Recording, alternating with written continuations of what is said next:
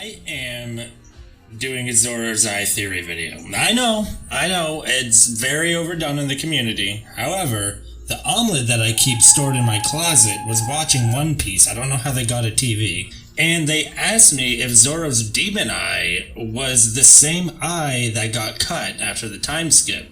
To which I replied, what demon eye? I had completely forgotten that when Zoro momentarily went up against T-Bone, of all people, Zoro's left eye lit up. But later on in that arc, when Zoro went full Ashura mode, they did not. Did Zoro go harder on T-Bone? Pause. Than he did Kaku? This is highly doubtful.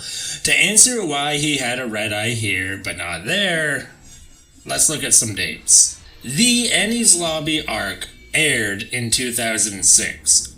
In this arc, all of the Straw Hats showcase their new abilities. Luffy raises blood pressure, Sanji lit himself on fire, and Zoro got possessed by a demon and grew a bunch of limbs. I believe the problem that came up when this ability was just teased in the fight against T-Bone with a red eye is that the Sharingan from Naruto was just introduced about 3 years prior. Now, mangaka, they operate on a much broader time spectrum than we are used to. We're used to weekly episodes, they work in about 5-year chunks as far as their stories go. Although Zoro having a red eye when he goes demon mode was more than likely an original idea that Oda thought of way before this release, as he had the series planned out before he made it. When it was showcased, there was most likely a lot of claims that Oda copied Kishimoto. And where these two are close friends, Oda most likely happily altered his design a little bit. For Zoro to use Ashura, Zoro just kinda does it sometimes. But it is implied to either be a demon residing in Zoro, or Zoro's fighting spirit, haki, training, and ambition manifested. For this video, we're going to go with a theory that his training and everything helps him manifest this inner demon that he may or may not have been born with. Although the question stood, how could this ability evolve with the story without the use of any eyes changing color? Well, a recurring trope with Zoro is that he's always at a handicap. He is always injured in his battles, being stabbed a lot in the same place against the Buggy Pirates, having an open mortal wound against the Arlong Pirates, having his ankles almost cut off by himself during the events of Alabasta, Usopp, and also PTSD. If the red eye must go, why not do it in a way that matches this trope? He was with Mihawk all these years, Mihawk cuts, why not have his eye cut? So it is out of the picture. That's all well and good, but there are a few things with that statement that we still have to unpack. First off, that was the only permanent injury Zoro suffered in his training with Mihawk, and Mihawk truly wanted a challenge with Zoro, so why would he cripple him so severely to the point of not being able to use his latent power? Potentially the same exact power Mihawk saw in Zoro back at Baratie. More importantly, why are there occasions Mihawk goes out of his way to find and save Zoro or Luffy? Which is also saving Zoro, because if Luffy dies, Zoro's done.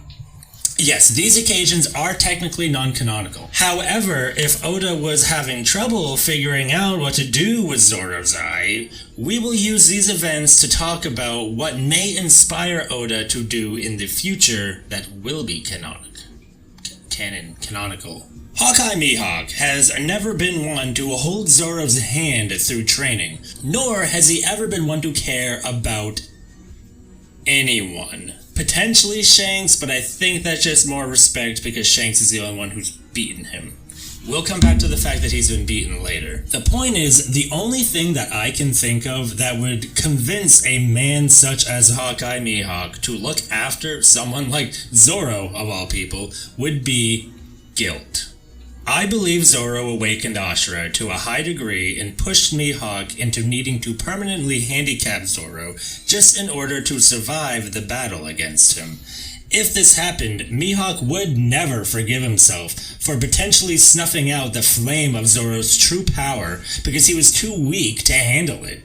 And as a result, helps him out on rare occasions in hopes that if Zoro stays alive long enough, he might find a way around this handicap Mihawk accidentally applied to him, and finally become the rival that Hawkeye has been waiting so long for. I think Zoro was just as important for Mihawk's character development as Mihawk was for Zoro's character development by giving Mihawk a reason to be serious again, to do whatever it takes to get stronger, join a crew. As Mihawk knows, protecting weaker crewmates leads to needing to push yourself. I believe this plot point will be revealed once Mihawk fights Katakuri in the Clash of the Noses, which I spoke upon in my last video. You should go check that out. It really got not many views. What's funny about the theory of it being released too close to the release of the Sharingan is that to adapt, Oda intentionally gave Zoro a scar similar to the first shown Sharingan user. Does this confirm this theory? What are your thoughts? Your homework this time is to tell me what you think will happen with Zoro's eye. Will it open? Does he even have an eye in there? What secrets is he keeping? Is it related to Jaya, Enies Lobby, or the One Piece? Let me know what you think in the comments.